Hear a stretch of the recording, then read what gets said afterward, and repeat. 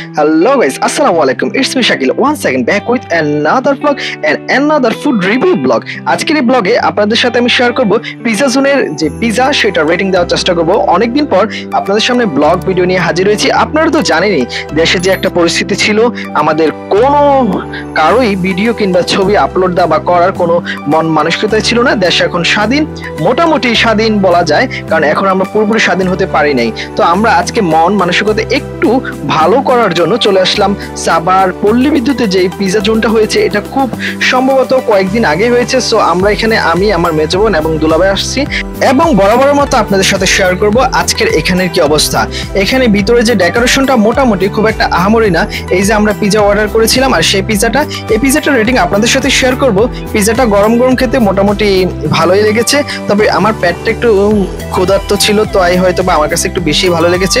তবে খুব একটা আহামরি যে স্পেশাল কিছু সেরকমটাও লাগে নাই, তবে মোটামুটি মজাই। বাট এখানে আপনাদেরকে আমি দেখানোর চেষ্টা করেছিলাম যে পিজা হাটের যে এই দোলনাটা, এখানে খুব মজাই লাগে দোলনা খেতে।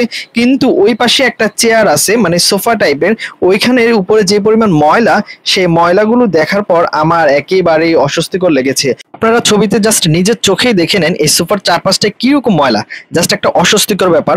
সর্বশেষ আমরা এখানে অনেকগুলো ছবি তুলেছিলাম, মোটামুটি ভালোই লেগেছে সময়টা, তো আপনাদের সাথে শেয়ার করলাম। আর এই ব্লগটি কেমন হয়েছে অবশ্যই কমেন্ট করে জানাবেন, এবং পিজা জোনে পিজা ট্রাই করে আমাদেরকে জানাবেন কমেন্ট করে, এবং আমাদের এই ইউটিউব চ্যানেলটি এবং ফেসবুক পেজটি সাবস্ক্রাইব এবং ফলো করে রাখবেন। আর ভিডিওটি ভালো লাগলে অবশ্যই শেয়ার করবেন। সবাই ভালো থাকবেন আর সবাইকে ভালো রাখবেন, আর এই সময়টা সবাই সাবধানে থাকবেন। টেক কেয়ার, বাই বাই, আল্লাহ হাফেজ।